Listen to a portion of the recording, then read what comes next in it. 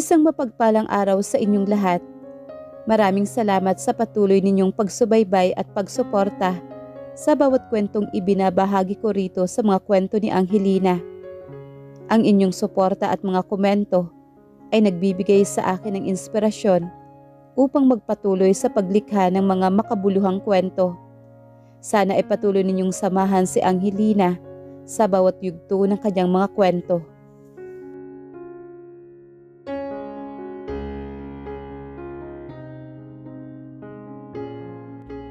The night of their 7th wedding anniversary, she discovered the betrayal of her husband. Ang asawang nangako sa kanya ng pag-ibig na walang kapantay at kamatayan lang ang tayong makapaghihiwalay sa kanila. Nangako si Rafael na kapag nakagawa ito ng kasalanan, nasa kanya ang buong pagpapasya sa kahihinatnan ng kanilang relasyon. They are childhood sweethearts. Di lang dahil sa magkaibigan ng pamilya, kundi mula ang mga bata pa sila, nangako silang mamahalin nilang isa't isa. Not until her father has a child to another woman. And now, Rafael is the father of her child. At ng gabing celebration ng kanilang wedding anniversary, doon din niya nalaman na niloloko siya ng kanyang asawa. Ang gabing nais itong sorpresahin dahil sa wakas, buntis na siya. Ano ang dapat niyang gawin ngayon? She is Athena Villanueva, ang anak ng isang business tycoon in Asia at tinitingala sa business world, ang prinsesa ng Villanueva clan. Ang bilin ng mommy niya na ikasal sila, huwag ibaba ang sarili sa taong pinili siyang saktan. Can love conquer and give a second chance? O mas pipiliin niyang manindigan sa sarili at maging masaya na lang kasama ang kanyang anak? Tahimik ang buong penthouse suite sa ika-50 palapag ng Villanueva Tower. Ang tanging maririnig ay ang mahinang pag-awit ng jazz music mula sa sound system at ang marahang pagaspas ng hangin mula sa malaking salaming bintana na nagpapakita ng nagdiningning na kalawakan ng Maynila sa gabi. Ilang oras pang nakalipas mula nang magsimula ang selebrasyon na ika-7 anibersaryo ng kasal ni Athena Villanueva at Rafael Mendez. Sa ibabaw ng marmol na mesa, nakahanda ang isang bote ng mamahaling pulang alak at ang paboritong hapunan ni Rafael na personal pang pinaluto ni Athena habang suot ay isang eleganteng pulang damit na nagpapakita ng kanyang pinong at marangal na tindig. Bitbit ni Athena ang isang maliit at pulang velvet box, ang regalong higit pa sa material na bagay kundi ang test kit na nagpapatunay sa wakas matagal na nilang pinapangarap at ipinapanalangin na buntis siya. 7 taon ng walang pagsalang pagsasama, childhood sweetheart, ang lalaking sinumpaan sa harap ng dambana ng akong kamatayan lang makapaghihiwalay sa kanila at ang nagmamay-ari ng pangakong kung sakaling magkasala siya kay Athena ang buong kapangyarihan at pagpapasya sa kanilang kapalaran. Ang pamilya nila ay kilala sa mataas na lipunan, ngunit ang kanilang pagmamahalan ay sinasabing pundasyon ng isang tunay at wagas na relasyon. Ngunit ang gabi ng pag-asa at romantikong selebrasyon biglang lumiko sa isang madilim at malamig na bangungot. Tumunog ang naiwang telepono ni Rafael sa ibabaw ng itim na sofa. Akala ni Athena ay trabaho o mensahe lamang to mula sa kanilang mga kaibigan na bumabati ng anibersaryo. Ngunit nang kinuha niya ito upang isilensyo, isang notification mula sa isang pribadong ospital ang umagaw ng kanyang pansin. Isang simpleng sulyap sa screen ang nagpaguho sa pundasyon ng buong mundo ni Athena. Mr. Mendez, confirm na po ang DNA test ng bata. Kayo po ang ama? As discussed, we need to finalize the multi-support for the child and the mother. Para siyang binuhusan ng nagyayelong tubig. Nanigas ang kanyang mga kamay at ang pulang velvet box halos mabitawan niya na. Bago pa man mag-sink in sa kanyang utak ang mga salitang nabasa, bumukas na ang pintuan ng penthouse. Pumasok si Rafael, may dalang magandang bouquet ng mga pulang rosas, ngunit ang mga matay bakas ang pagkabalisa at pagod. Bago pa man makapagsalita si Rafael o maibigay ang bulaklak, ay hinarap siya ni Athena, ang prinsesa ng Villanueva clan, ang nag-iisang tagapagmana ng isa sa pinakamalaking business tycoon sa Asia, ay hindi umiyak.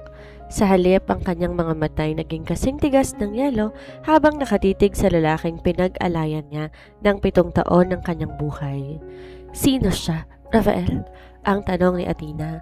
Ang boses mahinahon, ngunit may taglay na lamig na nagpayanig sa buong silid. At para kaninong DNA test mula sa ospital na binabasa ko sa telepono mo? Sinong batang dinadala ng babaeng yon? Natigilan si Rafael. Nalaglag sa sahig ang mga rosas na bitbit niya. Nagsimula siyang manginig.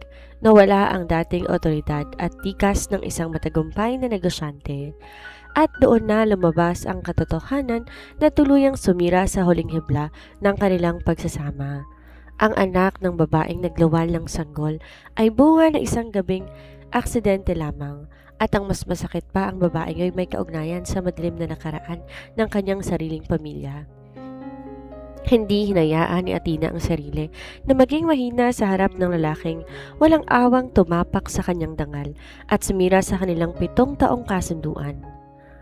Sa gitna ng katahimikan ng malawak na penthouse, habang nakatayo si Rafael at nanginginig sa takot at pagsisisi, dinala ni Athena ang kanyang mga mata sa marmol na mesa kung saan nakapatong pa rin ang pulang velvet box na naglalaman ng test kit. Isang saglit siyang napapikit, dinama ang kirot sa kanyang dibdib, ngunit agad ding pinalitan ng matibay na determinasyon.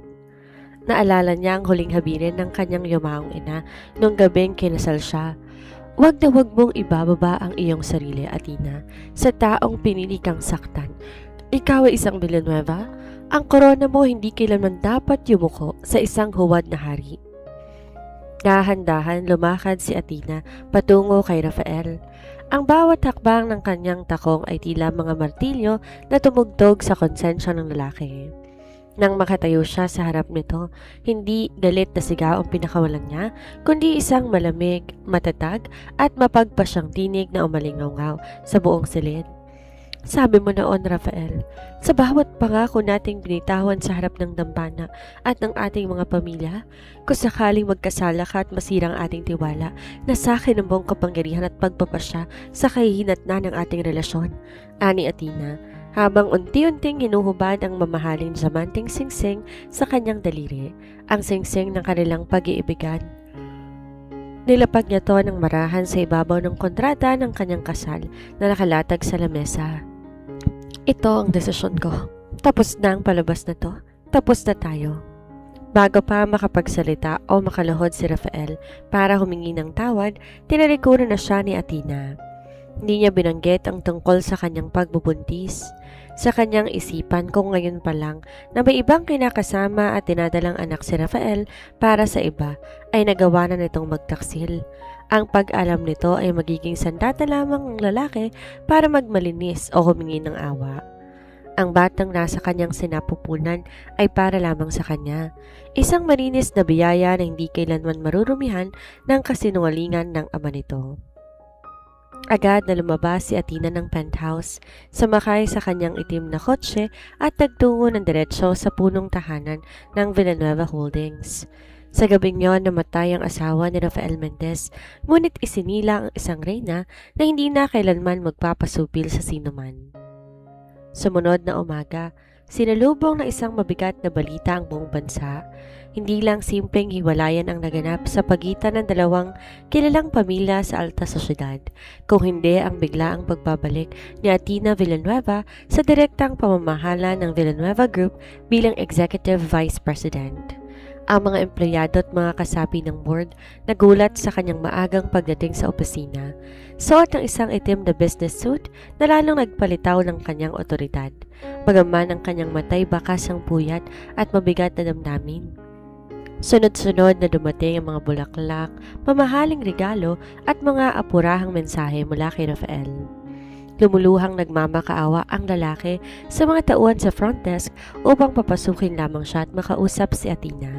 Ngunit mahigpit ang naging utos ng pamilya Villanueva at ng mga security personnel.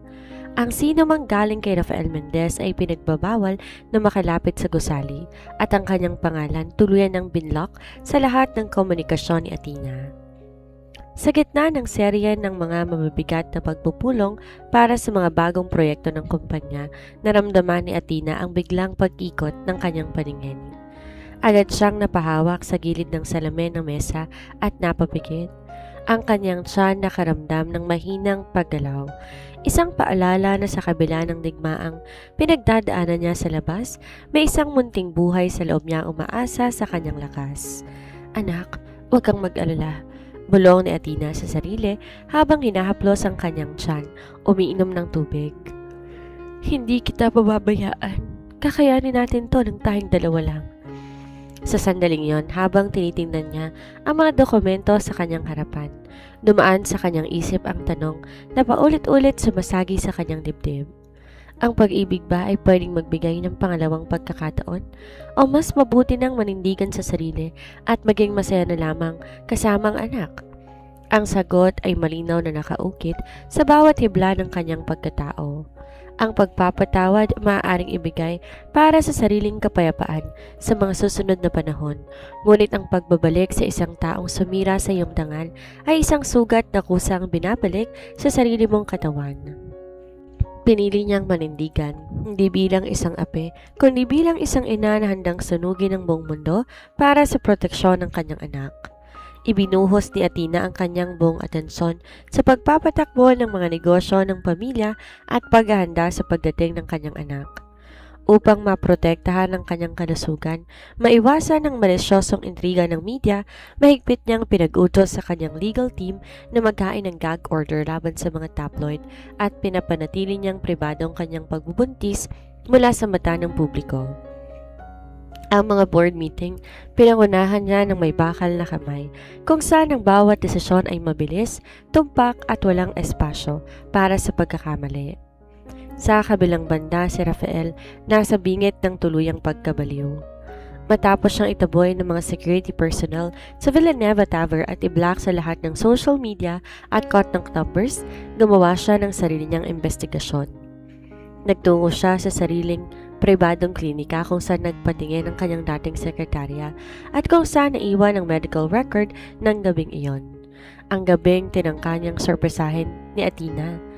Sa tulong ng isang suhol na empleyado ng klinika, nakuha ni Rafael ang kopya ng dokumento. Nanlaki ang kanyang mga mata nang mabasa ang nakasaad. Athena Villanueva, positive pregnancy test, estimated conception, 7th wedding anniversary. Isang malakas na hampas sa pader ng opisina ang pinakawala ni Rafael. Nagsimulang gumuho ang kanyang mundo ng lubusan. Ang akala niya ay simpleng galit lamang dahil sa kanyang pagtataksilang dahilan kung bakit siya iniwan ni Athena. Ngunit ngayon, nalaman niya na ang babaeng kanyang sinaktan nagdadala pala ng bunga ng kanilang 7 taong pagsasama. Ang tagapagmanang matagal nilang pinangarap. Dahil dito nawalan siya ng katinoan sa pag-iintindi. Sa halip na dumaan sa legal na proseso o humingi ng maayos na tulong sa mga nakatataas, nagplano si Rafael ng isang marahas at desperadong hakbang. Alam niya kapag lumapit siya ng harapan, haharangin siya ng mga tauhan ng Villanueva. Kaya naghintay siya ng tamang pagkakataon upang sundan ang sasakyan ni Athena patungo sa kanilang pribadong mansyon. Mainit ang sikat ng araw ng hapon na yon. Ngunit ang simoy ng hangin sa hardin ng mansyon ng mga Villanueva nagtataglay ng malamig na tensyon. Nakatayo si Athena malapit sa fountain, suot na isang maluwag na puting damit na lalong nagpalitaw ng kanyang karangyaan at nagpapakita ng kanyang unti-unting lumalaking tiyan. Hawak niya isang tasa ng tsaa habang tahimik na pinagmamasdan ang mga namumulaklak na rosa sa paligid. Isang mabilis na yabag ang umagaw sa kanyang atensyon. Mula sa likuran ng makapal na halamanan, lumitaw si Rafael. Mukhang gusot ang suot na barong, haggard ang muka at bakas sa mata ang matinding puyat at desperasyon. Nakalampas siya sa perimeter security sa tulong ng isang dating katiwala na pinaboran niya noon. Athena! Ang tawag ni Rafael, basag at nanginginig ang boses habang mabilis na lumalapit. Bago pa man makalapit si Rafael kay Athena, 2 malalaking personal bodyguard ang biglang humarang sa kanyang daraanan.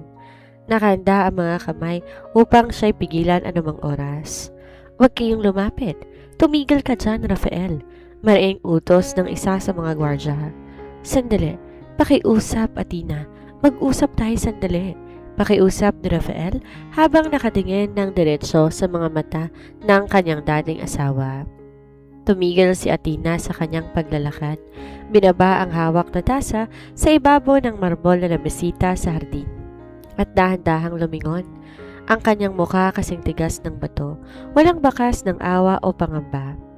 Bakit hindi mo sinabi sa akin, Athena? Buntis ka! Sigaw ni Rafael. May halong luha at magmamakaawa habang pilit na umaabante. Nakuha ko ang record mula sa klinika. May karapatan ako na malaman. Ama ko ng batang yan.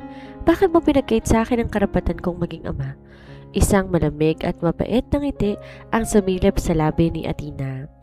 Dahan-dahan siyang naglakad papalapit sa mga gwardya, pinagmasdan ng lalaking minsan niyang minahal ng buong puso. Ama? Ulit ni Athena. Ang boses ay mababa, ngunit may taglay na talim na tumutusok sa dibdib ni Rafael. Ngayon mo naaalala ang pagiging ama? Habang magkasama kayo ng ibang babae at ang anak niya sa labas, nasaan ang pagiging ama mo, Rafael? Nasaan ang mga pangako mong kamatayan lang maghihiwalay sa atin nung gabing nilalabas mong kaluluwa mo sa iba? Ang batang to sa akin lang. Wala kang puwang, wala kang karapatan, at hindi mo siya magiging anak sa paningin ko. Sinubukan pa ni Rafael na lumusot sa mga gwardya. Lumuhod pa siya sa damuhan habang nagmamakaawa. Magbabayad ako sa lahat ng kasalanan ko, Athena. Iiwan ko ang lahat. Bigyan mo lang ako ng ikalawang pagkakataon para maitama ko ang mga pagkakamali ko sa pamilya. Tinitigan ni Athena si Rafael ng may matinding pagsisisi. Hindi sa mga traidor na aktuhan sa gitna ng kanilang kasinungalingan. Umalis ka na bago ko pa tuluyang ipaaresto ang pagbubukha mo dito. Habang patuloy na nag-iinit ang labanan sa pagitan ng mag-asawang Mendez at ng angka ng mga Villanueva, isang hindi inaasahang tao ang lihim na naghain ng kanyang buong tulong kay Athena. Si Lucas Mendez, ang nakababatang kapatid sa labas ni Rafael, na matagal nang tinakwil at itinago ng sarili nilang pamilya dahil sa mga alitan sa mana at ari-arian. Sa isang pribadong silid-aklatan sa loob ng Villanueva Holdings kung saan tanging ang mahigpit na pinagkakatiwalaang mga abogado lamang ang pinapapasok, nagtagpo sina Athena at Lucas. Suot ay isang simpleng itim na jacket, baka sa mukha ang taon-taong hinanakit. Inilapag ni Lucas ang isang makapal na brown envelope sa ibabaw ng mahogany desk. Hindi mo alam ang buong kwento, Athena? Panimula ni Lucas habang nakatingin ng diretsyo sa mga mata ng kanyang hipag. Ang gabing niloko ka ni Rafael, hindi yun simpleng aksidente o isang marahas na bugso ng damdamin lamang. Matagal nang pinano ng pamilya ng babaeng yon ang mga Sandoval na agawin ng kontrol sa mga kumpanya ng Mendez at Villanueva gamit ang isang nakaplanong pagbubuntis. Natigilan si Athena. Ang kanyang mga matay na natiling kalmado, ngunit ang isip niya ay mabilis na nagkalkula ng mga posibleng koneksyon. Binuksan niya ang envelope at tumambad sa kanya ang mga lumang litrato, bank statements at mga kontratang nagpapatunay na ang pagtataksil kay Rafael ay bahagi ng isang malaking estratehiya upang sirain ang posisyon at ang reputasyon ng mga Villanueva sa merkado ng Asia. Bakit mo to binibigay sa akin, Lucas? Tanong ni Athena. Ang boses ay seryoso at merong pag-iingat. Kalaban ka rin ng mga Mendez. Anong mapapala mo rito? Isang mapait na ngiti ang sumilay sa labi ni Lucas. Gusto ko lamang ng katarungan para sa ina kong pinagkaitan nila noon. At higit sa lahat gusto kong makita na tuluyang bumagsak ang kapatid ko sa sarili niyang kasakiman. Gamitin mo ang mga ebidensyang to, Athena. Durugin mo sila sa korte gaya ng ginawa nila sa pamilya mo. Gamit ang dokumento, mga bank transfers at sworn statements na binigay ni Lucas Mendez, di na naghintay pa si Athena ng mahabang panahon. Sa tulong ng pinakamagaling na legal counsels ng Villanueva Group, formal siyang nagkain ng isang multi-bilyong pisong kaso laban kay Rafael Mendez sa Regional Trial Court. Hindi lamang to simpleng kaso ng legal separation at paggamit ng conjugal funds para sa kabit sa anak nito, kundi pati na rin ang patong-patong na sakdal sa salang economic sabotage, fraud at conspiracy katuwa ang kapamilya Sandoval. Nagulantang ang buong business world sa Asia. Ang dating tinitingalang alyansa ng dalawang makapangyarihang angkan ay naging isang madugong labanan sa loob ng hukuman. Ang mga broadsheet at digital news outlets araw-araw na laman ng mukha ni Rafael, na noon unti-unti nang nawawala ang kakayahang magpiyansa o magbayad ng mga dekalibreng abogado dahil sa pag-freeze sa kanyang mga ari-arian. Sa ikalawang buwan ng paglilitis, siksika na sa loob ng boardroom. Tahimik at may marangal na tindig na pumasok si Athena. Bagaman halata ng kanyang pagbubuntis dahil sa suot niyang itim na maternity dress at coat, ang kanyang mukha ay walang bakas ng pangamba. Sa kabilang banda, si Rafael ay mukhang matanda na ng ilang taon. Gutay-gutay ang kumpiyansa sa sarili. Pabalik-balik ang tingin sa mga dokumento ng kanyang mga abogadong unti-unti nang sumusuko sa dami ng ebidensya. Tumayo ang hukom, inihayag ang unang desisyon. Ang pagpapatupad ng immediate restraining order sa mga nalalabing asset ng mga Mendez at ang pagpabor sa kahilingan ni Athena na ganap na ideklara ang bisa ng kanilang hiwalayan at proteksyon sa kanyang personal na yaman. Nang magtagpo ang kanilang mga mata ni Rafael sa kalagitnaan ng silid hukuman, napayuko na lang ang lalaki sa matinding hiya at pagsisisi, habang si Athena matatag na tumitig. Isang paalala, ng bawat patak ng luha ay may kaukulang kabayaran sa ilalim ng batas ng isang reyna. Sumapit ay ikalawang buwan ng mainit na paglilitis. Sabay-sabay umabot sa rurok ng tensyon sa loob ng silid hukuman ang bigat ng dinadala sa katawan ni Athena. Habang nagaganap ang huling bahagi ng presentasyon ng mga ebidensya laban sa mga ilegal na transaksyon ni Rafael, naramdaman ni Athena ang isang kakaibang kirot at biglang paghilab sa kanyang tiyan. Pinilit niyang maging kalmado, inayos ang pagkakaupo sa kanyang silya. Hinawakan na mahigpit ang gilid ng armrest at pinapanood ang abogadong nagpapaliwanag sa harap ng hukom. Ngunit habang tumatagal, ang sakit ay lalong sumisithi. Ang malamig na pawis nagsimulang tumulo sa kanyang noo. Alam niya sa kanyang sarili ang sanggol gustong lumabas ng mas maaga kaysa inaasahan. Dulot marahil ng matinding stress at emosyonal na digmaan na pinagdaanan niya sa mga nakaraang buwan. Pagbagsak ng gavel ng hukom para sa isang sandaling recess, dahan-dahang tumayo si Athena, subalit bago pa man siya makapagsalita sa kanyang sekretarya, tuluyan bumagsak ang kanyang mga tuhod sa sahig ng courtroom. "Ma'am Athena!" Sigaw ng kanyang abogado at sekretarya na mabilis sumalo sa kanya bago pa man bumagsak ang kanyang ulo sa marmol na sahig. Nagkagulo ang buong silid hukuman. Napatayo si Rafael mula sa kabilang mesa, balisa at pilit na lumalapit habang sumisigaw. "Athena, ano nangyari sa kanya? Dalhin niyo siya sa ospital?" Ngunit mabilis siyang hinarangan ng mga security guard at ng mga tauhan ng Villanueva. Sinakay si Athena sa isang naghihintay na ambulansya, direkta sa pinakamahal at pinakamahusay na pribadong ospital sa lungsod, kung saan nakahanda ang mga espesyalista para sa kanyang pagpapanganak. Habang sinusugod siya sa emergency room, ang tanging nasa isip ni Athena ay ang kaligtasan ng kanyang anak. Ang kaisa-isang liwanag sa gitna ng madilim na kabanata ng kanyang buhay.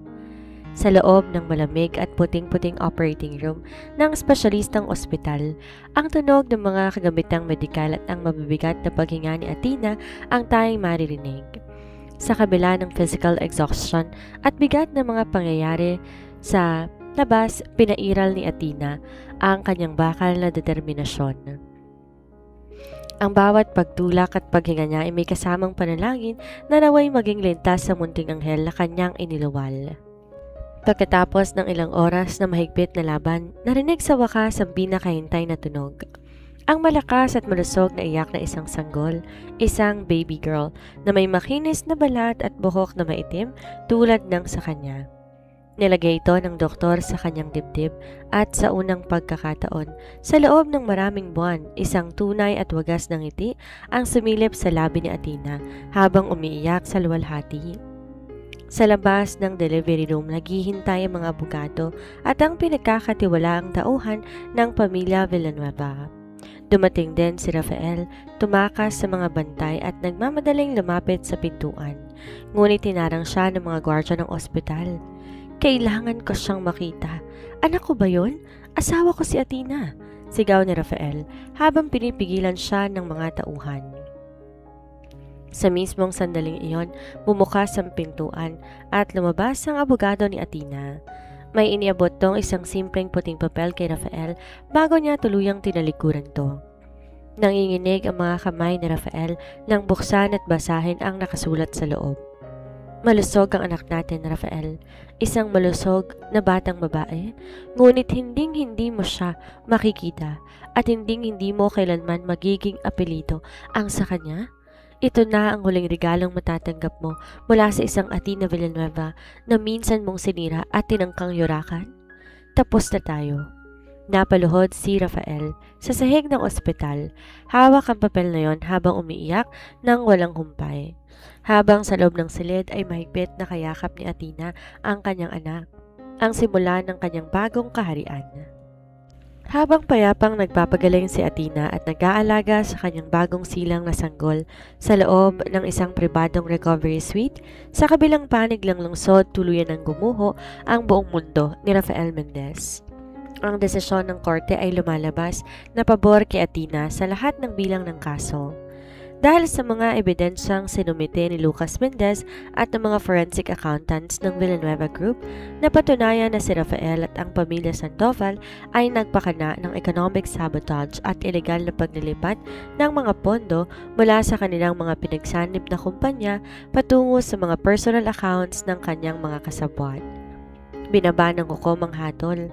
15 taon ng pagkakakulong na walang piyansa para kay Rafael, kasabay ng utos na samsamin lahat ng kanyang natitirang ari-arian, mamahaling sasakyan at mga shares sa stock market upang bayaran ang danyos perwisyo sa mga Villanueva. Ang kanyang kumpanya, ang Mendez Holdings, ay tuluyan ng pinagbili sa isang pampublikong auction. Sa isang iglap, ang dating ginagalang at mayabang na bilyonaryo ay nawalan na ng lahat. Walang yaman, walang pangalan, walang pamilya at iniwan ang mga tao na dati nakinabang lamang sa kanyang kayamanan. Nang iabot sa kanya lahat ng kopya ng hatol sa loob ng kulungan, napaupo si Rafael sa malamig na semento. Doon niya na lubusang naunawaan ang huling sinabi ng kanyang yumaong ama-amahan sa negosyo, ang pinakamalaking pagkakamali ng isang lalaki ay ang sirain ang reyna na nagdadala sa kanya sa tuktok. Ngunit huli na ang lahat. Ang bawat patak ng luha niya sa rehas na bakal ay walang halaga kumpara sa sugat na iniwan niya kay Athena. 1 taon ang lumipas mula nang sumabog ang balita tungkol sa pagguho ng imperyo ng mga Mendez at ang makasaysayang tagumpay ni Athena Villanueva sa korte. Sa loob ng 12 taon na yon, ang pangalang Athena hindi na lang basta konektado sa mga salitang tagapagmana o biktima ng iskandalo. Ito ay naging isang panandaliang simbolo ng kapangyarihan at katahimikan.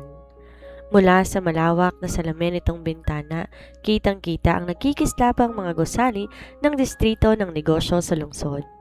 Dito, sa gitna ng mga mamahaling muebles, nayari sa itim na kahoy at marmol, madalas siyang nakatayo habang bitbit ang kanyang anak na si Athena, ang munting prinsesa na nagbigay ng mas malalim na kahulugan sa kanyang buhay. Sa kabila ng kanyang kapangyarihan, ang unang taon ng pagiging solong ina hindi naging madali. May mga gabi na ang tanging kasama niya ay ang malamig na hangin ng syudad at ang mahinang pag-iyak ng sanggol na naghahanap ng ama. Ngunit sa bawat pagkakataon na makikita niya ang mukha ni Athena na may mga matang hawig na hawig sa kanyang sarili ngunit walang bakas ng kahinaan, mas lalo niyang pinapatatag ang kanyang loob. Wala nang espasyo para sa luha. Ang bawat patak ng hinagpis noon ay nahalinhan na ng malamig at matibay na determinasyon. Sa kabilang banda, ang Villanueva Group ay sumasalamin sa isang malawaking estruktura. Sa pamumuno ni Athena, pinalawak nila ang kanilang mga negosyo hindi lamang sa larangan ng real estate sa bansa, kundi pati na rin sa makabagong teknolohiya at pandaigdigang kalakalan. Pinatunayan niya sa buong Asya na ang isang babaeng pinagtaksila na hindi kailanman mahina kundi mas magiging mabagsik pa sa isang leon kapag ang kapakanan ng kanyang anak at dangal ang nakasalalay. Isang hapon habang pinipirmahan niya ang pinakahuling dokumento para sa $1 million na joint venture sa isang European tech firm, pumasok ang kanyang pinagkakatiwalaang sekretarya at nilapag isang makapal na brown envelope sa ibabaw ng lamesa. Mama Tina, nanggaling to sa warden ng pambansang piitan. May lihim daw po para sa inyo, galing kay Rafael? Nanginginig na wika ng sekretarya. Halata ang pag-aalala sa mukha. Hindi natinag si Athena. Ni man lang nagbago ang rehistro ng kanyang muka o natigil ang pag-ikot ng ballpen sa kanyang daliri. Dahan-dahang tinaas niya ang kanyang tingin, tinitigan ng sobre at sa unang pagkakataon, pagkatapos sa isang taon, isang malamig at mapait na ngiti ang sumilip sa kanyang labi. Ang mga sugat ng kahapon ay hindi na mga latay ng sakit, kundi mga pait ng tagumpay, at handa na siyang basahin kung hanggang sana lamang ang natitirang hininga ng lalaki na sumira sa kanyang nakaraan. Dahan-dahan, iniabot ng sekretarya ang brown envelope habang nanatiling tahimik ang buong silid. Makalipas ang ilang sandali, nang walang imik na pagtitig, iniunat ni Athena ang kanyang kamay. Kinuha ang sobre at marahas na pinunit ang tuktok nito. Dinukot ang nakatuping papel na may maruming mga gilid. Isang patunay na buhay sa loob ng madilim at masikip na selda kung saan nabubulok ngayon ang dating makapangyarihan na si Rafael Mendez. Binuklat niya ang papel, binasa ang sulat kamay na halatang nanginginig at pilit na sinusulat sa gitna ng matinding pagsisisi. Athena, kung sakaling basahin mo man ang liham na to, nais ko lamang na humingi ng tawad. Hindi sa inaasahan mong mapapatawad mo pa ako, kundi dahil sa wakas namulat na ako sa sarili kong kahangalan. Wala na akong natitira. Ang mga taong tinuring kong kaibigan, tinalikuran ako nang maubos ang aking pera. Ang babaeng pinagpalit ko sa iyo tumakas, kasama na isa kong kasosyo at iniwan ang bata. Bawat araw sa loob ng rehas na to, isang buhay na impyerno. Sana kahit minsan, maalala mo pa rin ang Rafael na minahal mo noon. Hindi ang halimaw na ginawa ng aking sariling kasakiman. Patawarin mo ko? Mariing nilapag ni Athena ang liham sa ibabaw ng kanyang mamahaling mesa. Walang luha, walang galit, at walang kahit anong emosyon ang sumilip sa kanyang mukha, kundi ang puro, malamig at kawalang bahala. Para sa kanya, ang lalaking nakasulat sa liham na iyon ay matagal nang patay. Ang taong kaharap ngayon ay ang reyna ng sarili niyang imperyo at ang nakaraan ay isa na lamang lumang pahina ng aklat na tapos nang basahin. Kinuha niya ang ballpen, sinulat ang ilang salita sa ibabaw mismo ng liham at binigay ito sa naghihintay na sekretarya. Ibalik mo to sa warden, malamig na utos ni Athena, at sabihin mo sa kanila, wag na wag magpapadala ng anuman mula sa taong yun dito. Tapos na ang kwento namin. Ilang buwan matapos isoli ni Athena ang liham ni Rafael nang walang anumang tugon.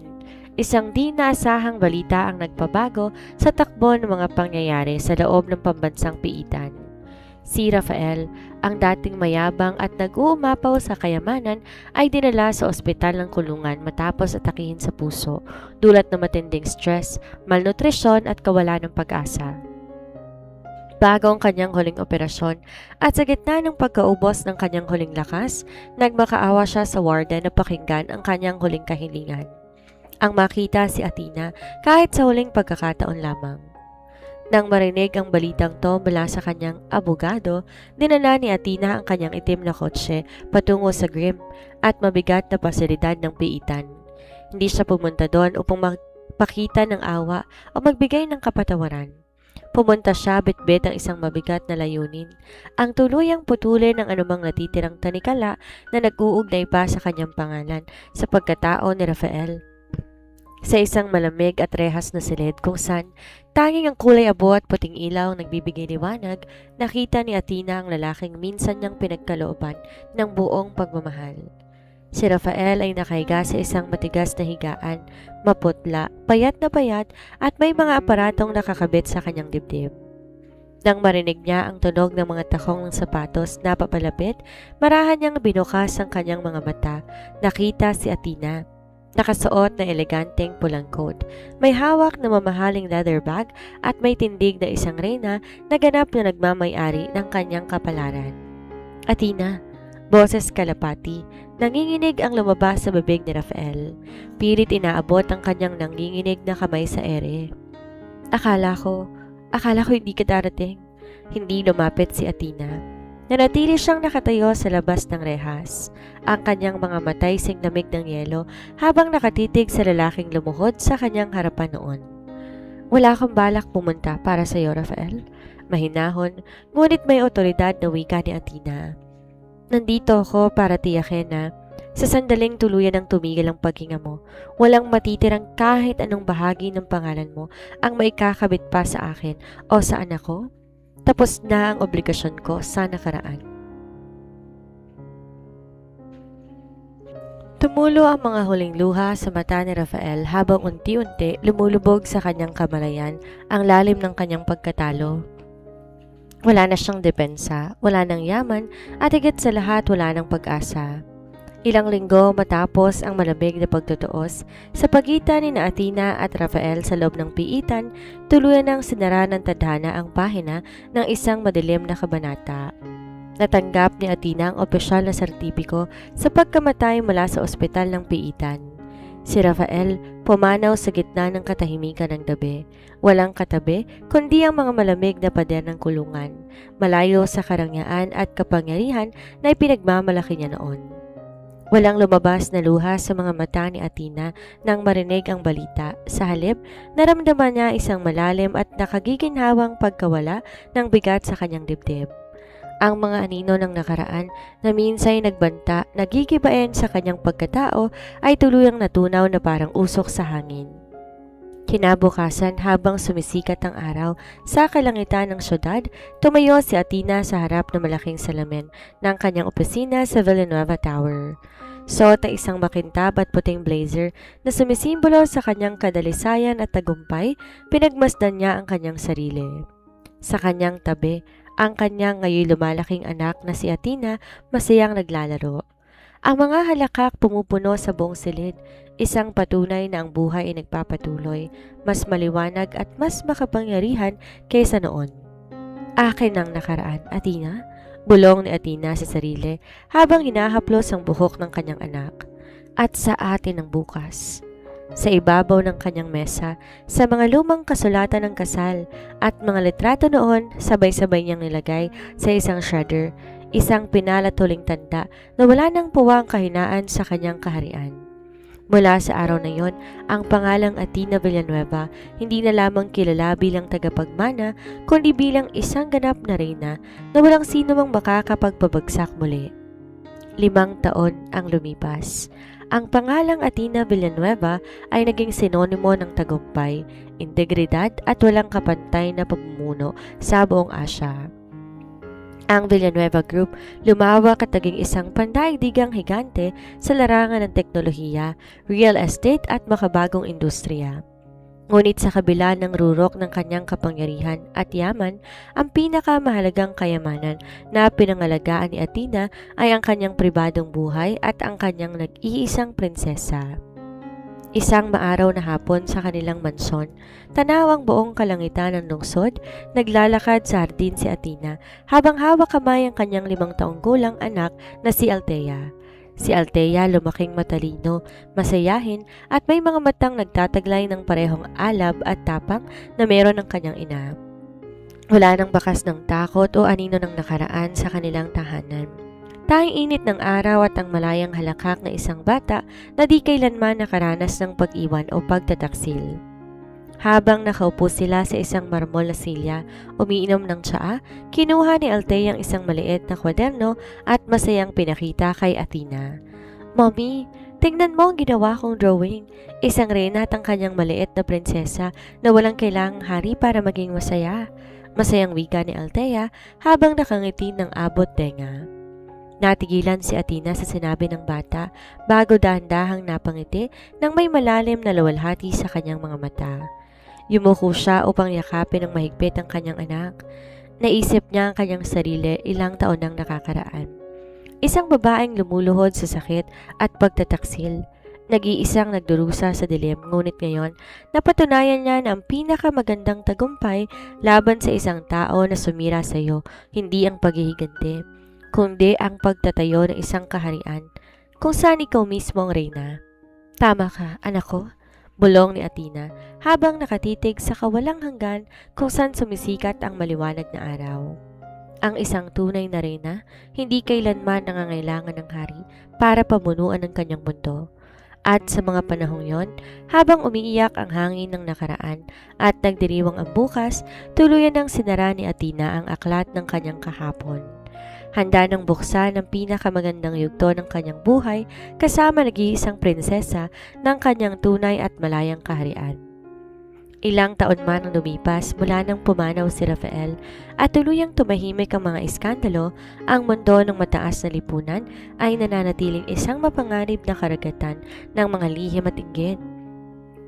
Isang umaga, habang abala si Athena sa pagrerepaso ng mga pinal na dokumento para sa paglulunsad ng pinakabagong global tech hub ng Villanueva Group, isang hindi kilalang courier ang naghatid na isang salyadong itim na kahon sa kanyang pribadong opisina.